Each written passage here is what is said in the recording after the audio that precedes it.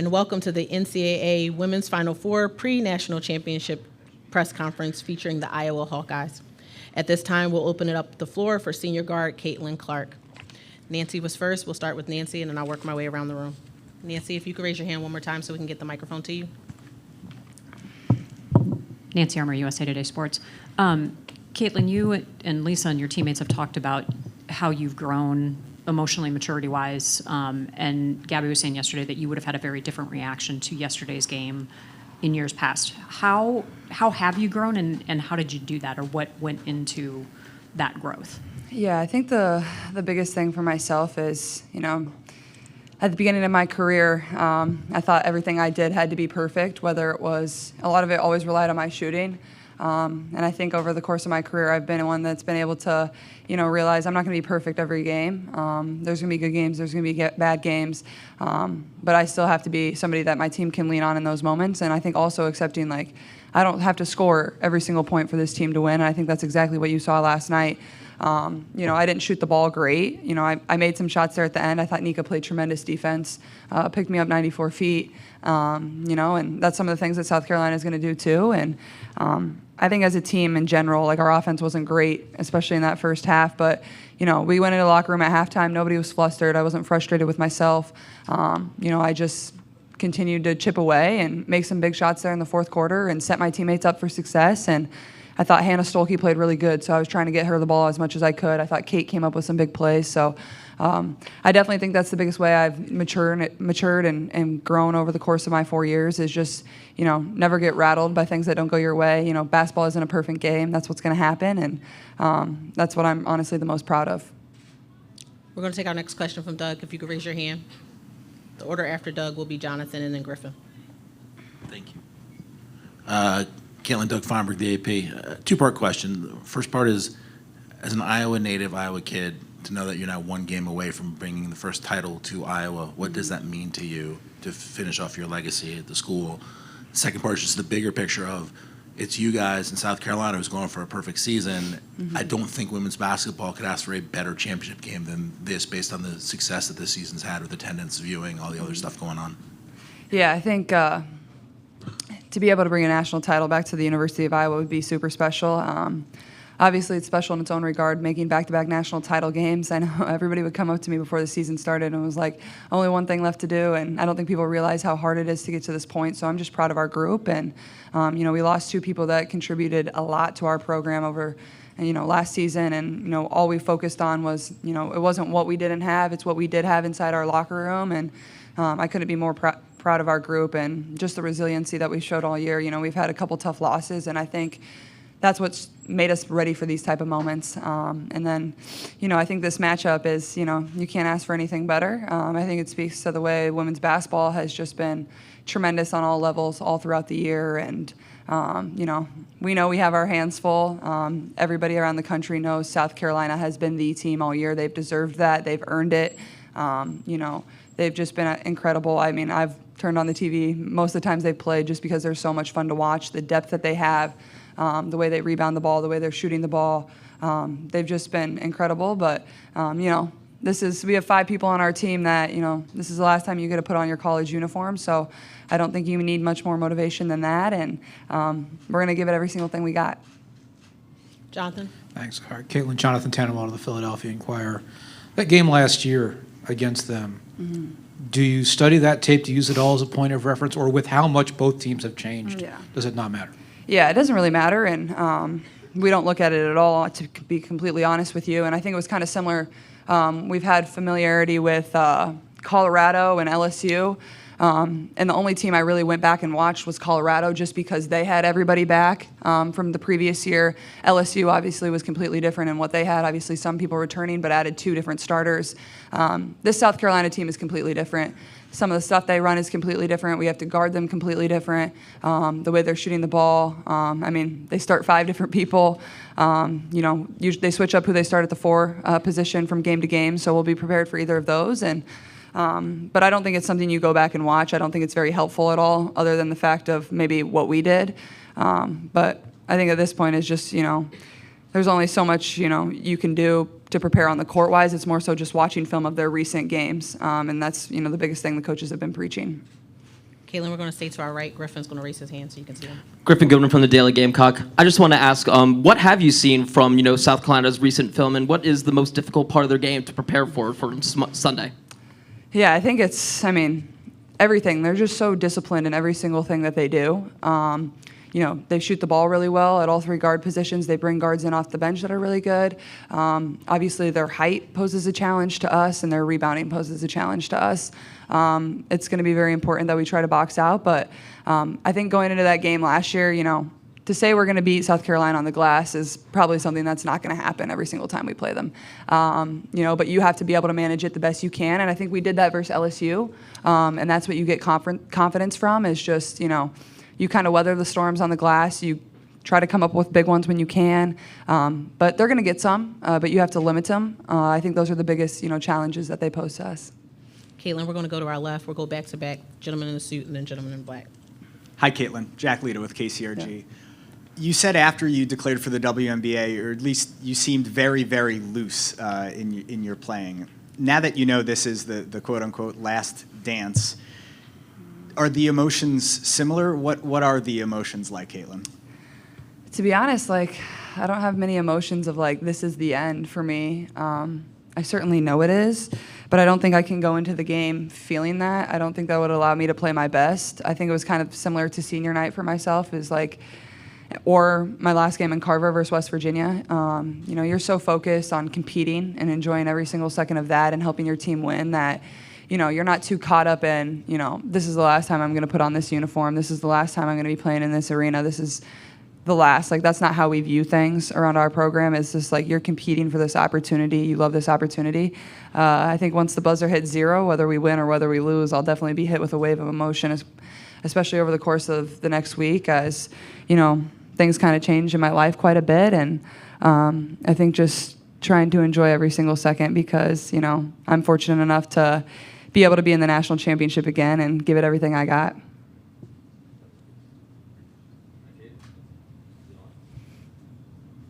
You can go ahead. Good.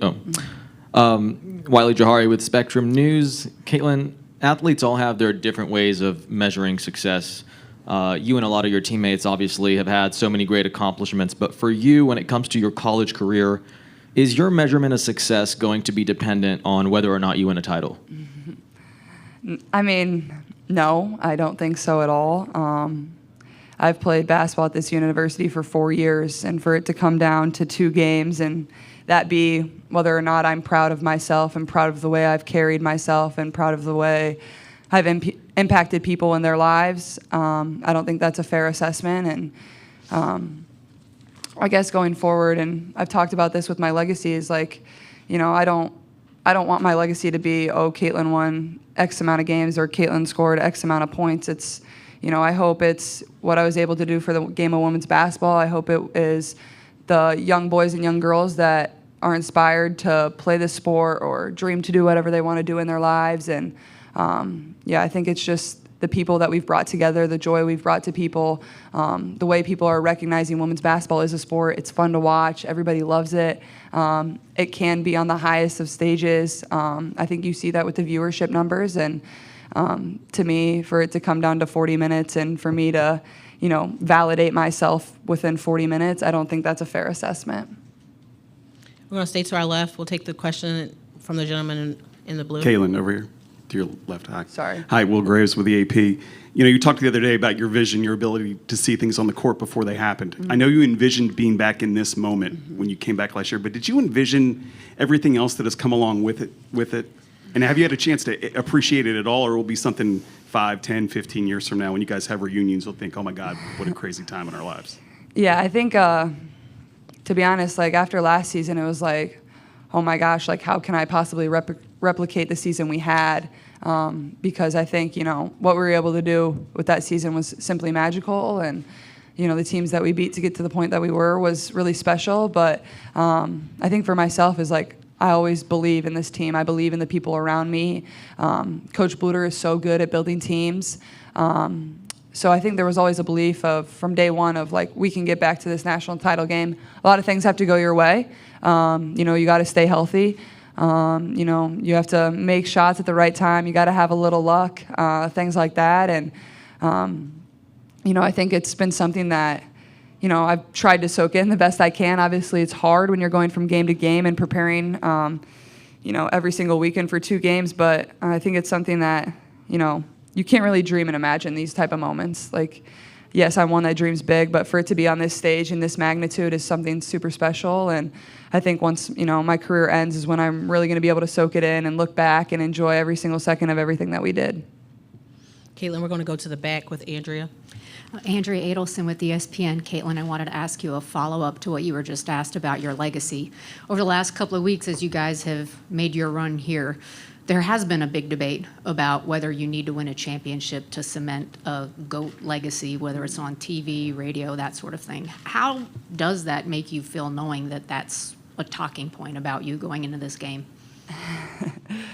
I think the biggest thing for myself is when you're in the spotlight like this, there's going to be a million different opinions on you, and for as many people that are going to love you, there's going to be people that don't like you, and that's the case with every professional athlete, men or women, playing at the highest stage. And I think what I've been able to do over the course of my career is just focus on the opinions of the people inside our locker room. That's what I really care about. The people that I love to death, the people that have had my back every single second of my career, have been the ones that have believed in me more than anybody. And to me, that's really the only opinions that I'm concerned with are my teammates, my coaches, my family, the people that I want to make proud every single day. Our next order of questions is going to be Nate, Jesse, Jean Jacket. Those are our next 3. I see you, Michael. Nate LaRisha, Westwood 1. Caitlin, you talked about post-game savoring every moment, and you talked about briefly a little bit ago. How many times have you caught yourself appreciating the small things? What's that process been like, and do you have any examples of that? Yeah, I think the biggest thing is no matter what we're doing, whether it's media, whether it's open practice, whether it's a closed practice, you just try to enjoy every single second and go about it with a smile on your face, because there were so many people that would kill to be in our position right now. There's 360 Division I basketball teams, and to be one of 2 left standing, that's a really amazing accomplishment within itself. And I think the biggest thing is before every game, I try to take a deep breath and look around and soak in the environment, because whether we've played on the road this year, whether we've played at home, whether it's been a neutral court, whether it's been here at the Final Four, Sweet 16, and Elite Eight, it's the crowds have been incredible. The way people are not only showing up, but cheering about the game and invested in the game, and they understand the game. They know what's going on. They're passionate about it, and to me, that's the coolest thing. So I just try to take a deep breath and look around as much as I can before the game starts and soak in every single second. And I think that's been one of the coolest things for myself. Want to stay to our right, Jesse? Caitlin, Jesse Kurz with NBC News.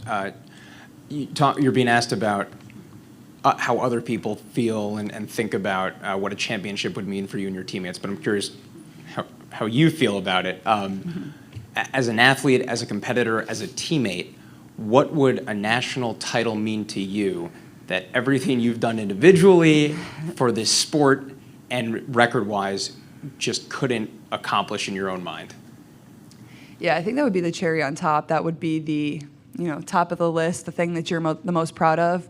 That's something you get to share with your teammates. But at the same time, it would be for every Iowa women's basketball player that has come before us. There has been a long list of really amazing talent that have played in this program. Going back to when C. Vivian Stringer coached the Iowa women's basketball program, they were in the Final Four, I believe, twice, maybe once with her. So many tremendous players that have laid a foundation of people wanting to support our program. Before I showed up, there was people, we averaged 10,000 fans. It wasn't magical all of a sudden once we got good that people started showing up. No, they were there, they were supporting, and that's the coolest thing about women's basketball in the state of Iowa. People appreciate it and people know how good it is. So to be able to win a national title for this university in a place that has loved women's basketball and done a lot for the game would be super special, not only for myself but my teammates and just this program and the university overall. If you could pass the mic, Jesse, across.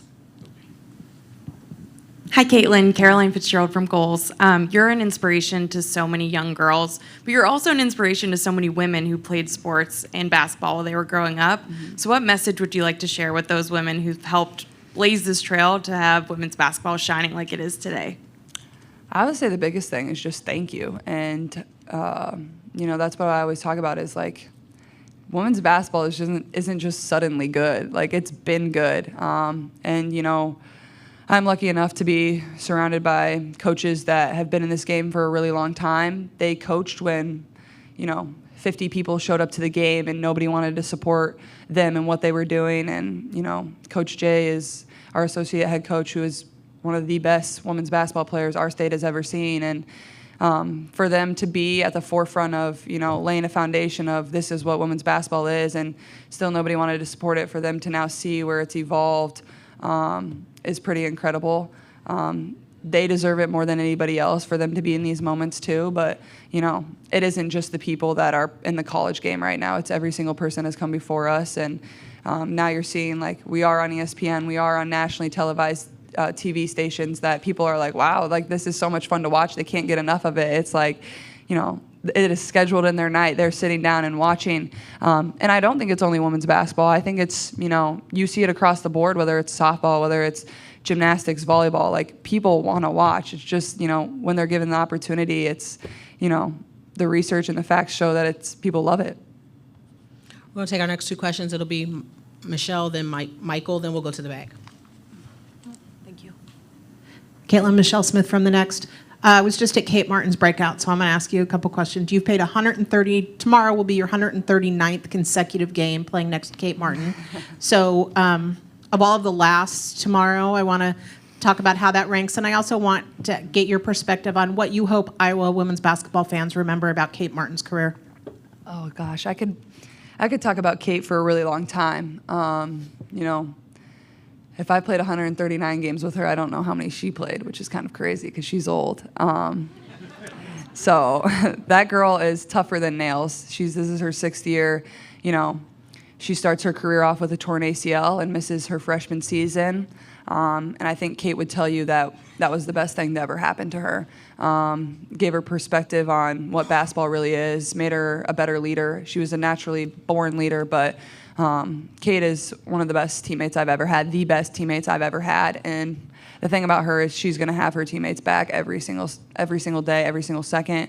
And to see the growth that she's taken as a basketball player this year, like, she's really upped her game, her play, while also being the best leader for this team. And if you don't have Kate Martin, we're not in this position. I don't know where our season ends, but we're not right here. That's how much she brings to this team, and every single person on our team would say that, player or coach. So, I think, Kate grew up with a poster of Iowa women's basketball glued to her ceiling. That's what she fell asleep looking at every single night, and she embodies that in every single thing that she does. She truly cares about and loves every person she's been teammates with, and I know it'll be special for her to take the court one more time in an Iowa jersey. I'm going to stay to our right. Michael, if you could raise your hand, we can get the mic to you. Michael Vopel, ESPN.com. Caitlin, I remember on Media Day last October, I think one of the things you said was what you would judge yourself on is what sort of leader you were for the younger players on this team. And we saw last night how Hannah was kind of glowing about the things you said. How have you learned to use your voice in terms of empowering people? Yeah, I think that's like one of the biggest things is, my teammates ride my emotions, whether I like it or not, whether it's positive, whether it's negative. And I think that's something I've had to learn is, they're going to feel what I feel. I'm their emotional leader. And I think it's something I've embraced. And I think it's a powerful tool, like you saw. Like, the things I can say about my teammates and truly believe and instill that confidence in them, that's one of the coolest things as, a point guard, as a leader, as a friend, as a teammate. That's how much better you can make people by just believing in them and telling that to them, to their face. And I think that's the biggest thing with Han is, she's somebody that feeds off confidence. She feeds off of the belief of her teammates. And, we know what she's capable of every single night. And being able to tell her that, not just show her that, tell her and, give her those words of affirmation of how much we believe in her. I think it just shows, as a teammate and a leader, how much we've all grown and how much she's grown. We're going to go to our left in the back. Hi, Caitlin. Irie Harris, Cleveland.com. You had mentioned earlier of your appreciation for Iowa hoops, and I think as a state, Iowa to the outside man, and I have been seen as a big hotbed for basketball talent. But you know better than us. Could you just speak briefly on the scene that you grew up in and how much it means to you, especially now in this moment? Yeah, I think anybody that's been to the state of Iowa knows how good women's basketball is there. I think it starts at a very young age. The AAU program I played for was a Nike EYBL team, All Iowa Attack, and we were in 3 Nike Nationals during my time there, and they consistently produce really good talent in the state of Iowa, whether it's the high school basketball, whether it's the AAU circuit, but I also think it's the college programs that we have in our state, whether it's Iowa, whether it's Iowa State, whether it's UNI, whether it's Drake. All 4 of those teams are teams vying for NCAA tournament bids every single year. Drake and UNI, obviously being in the same conference, usually end up usually both of them don't make it, but at least one of them do. Drake had a tremendous year. We're in the NCAA tournament, really played Colorado pretty solid. But I think that's the biggest thing is like people that are in the state of Iowa know how special women's basketball is there. And people aren't just showing up to Iowa women's basketball games. Like they're showing up to Drake, they're showing up to UNI, they're showing up to Iowa State games. People love our game there. And, every single year everybody plays each other. It's like kind of like the state championship. Like that's always one of our goals every year. You want to be the state champion of playing those games, and they're fun games to play. They're intense. They come down to the wire, and that's what makes them so fun. Hey, Caitlin, Raven Johnson was talking to us earlier, and she said she watched the tape of last year's game 100 times. She said, looking back, she doesn't blame you for waving her off in that one sequence. I'm just curious, when you see her play now, how is she different now than she was a year ago? Yeah, I think Raven's had a tremendous year. I think not only from a shooting perspective, but as the point guard of a team, as a guard of a team, she's been a true leader. She's led that team. After losing 5 starters, after losing Zaya Cook, who in my eyes was one of the best players in the country last year, I really admire everything that she's done this year. I think she's shooting over 50% in her last 5 games, has shot it over 40% all year, and that just speaks to her work ethic. Like, she got in the gym and she got better, and I admire that. And, I think that's what makes great players great, and that's exactly what she did. And, I know the South Carolina team poses a totally different challenge. Obviously, it's similar in some ways, but the way their guards shoot the ball is incredible, and, adds a whole nother dynamic for us to be prepared for. We can go to the back row. Hi, Caitlin. I'm Iman Abraham with Cronkite News. You have accomplished so much this season and broken so many records, but you're also ranked #1 in women's college basketball for NIL deals. How have NIL deals impacted you, and how do you think they're going to impact the growth of women's sports? Yeah, I think NIL has been a cool journey for myself. It's kind of evolved over the course of my career, and obviously we didn't have it my freshman year during COVID, and then that summer is when it really began, and nobody really knew what all it entailed, and I still feel like it's kind of that same way. There's just so many questions and always not a lot of answers, and lucky for myself, like I've surrounded myself with people that have my best interests at heart. They want me to be my best, and I think the biggest thing for myself regarding NIL is like my focus has been 110% on basketball, and if it's not, like all that other stuff doesn't matter. That doesn't come along with it. And, I've been lucky enough to partner with a lot of really good brands that have the same values and same beliefs that I do, that are truly invested in women's basketball. They care about women's basketball. They want it to go to a place that, it's never been before. So I think that's been the coolest thing for me. And then additionally, I think the way student athletes have been able to use it to make it their own. Everybody is passionate about different things. And to be able to use that to show people, things that you're interested in and change the lives of other people, I think has been the coolest thing. And also the way people have been able to give back to their communities and things they care about has been super special as well. Gentleman standing in the back. Hi, Caitlin. Forgive me, I was down the hall talking to your teammates, No, you're all so good. sorry if you've addressed this already. Don't But worry. I just saw in the press release last night that last night's game was you and Kate's 138th consecutive start together. Yeah. And now, just tell me about how special these last 4 years, 138 games have been, and how special it's going to be knowing that you guys get to play the maximum, start 139 tomorrow in the championship game. Yeah, it's crazy to wrap your head around 139 games. Like, that seems like a ton of games. And lucky enough, we've had postseasons where we've got a lot of extra games, whether it's been the Big Ten tournament, whether it's been the NCAA tournament. We've been able to have some long seasons, and that's something I'm really thankful for. And to be honest, like, I don't think I have the type of career if I don't have a teammate like Kate. She's been one that has had my back. You know, she holds me accountable. I hold her accountable. But I think at the same time, like, me and Kate are wired so similarly that, like, we get each other on a different level. She's so competitive. You know, her dad was a football coach growing up. You know, she's one of the best leaders I've been around. You know, she wants the best for her teammates. She's one of the most selfless people. And she's pushed me, and I've pushed her. And I know when we walk off that court tomorrow, win or lose, we'll have a lot to hold our head up about. And you know, I'm just grateful to not only have a teammate like her, but a friend like her. To our right-hand side, if you could raise your hand in the cream. Yes, please. Claire Watkins with Just Women's Sports. When people talk about experience at this level, sometimes it means this as well, doing a lot of media, living out of a hotel for a couple of weeks. What did you learn from last year doing this week for the first time? And also, how do you handle sort of that feeling of responsibility because you are relied upon to grow the game so much? Yeah, I think coming into last year, I wasn't totally prepared for all the obligations that you have at the Final Four, whether that's, you know, media, whether that's, you know, certain events, whether that's, you know, open practice, whether that's, you know, X, Y, and Z. There's a whole long list. But I think the way I've tried to look at it is, like, how lucky am I? Like, I get to have this opportunity. I get to do these things. Our team gets to do these things.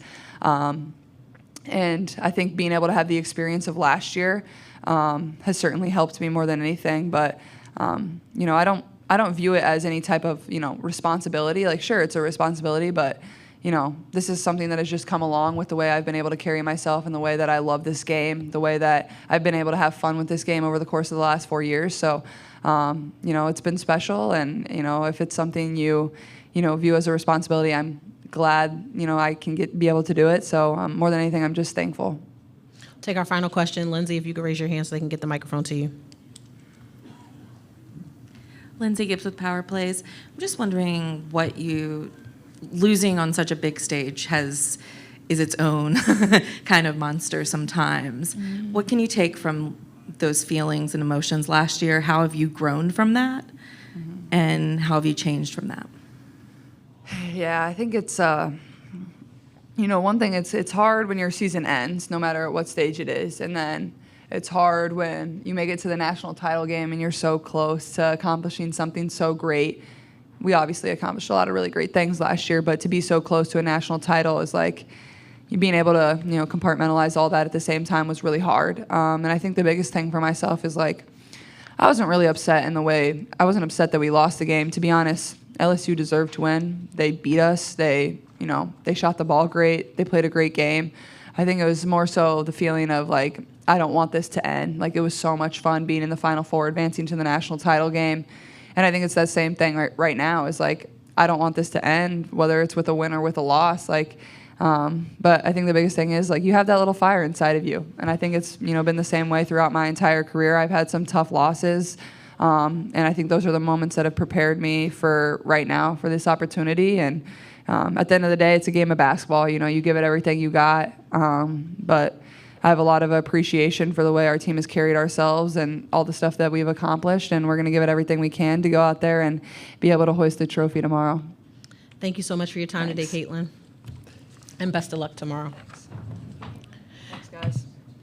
As a reminder, South Carolina's open practice is 1:30 p.m. to 2:20 p.m. Iowa's open practice will be today at 2:40 to 3:30 p.m.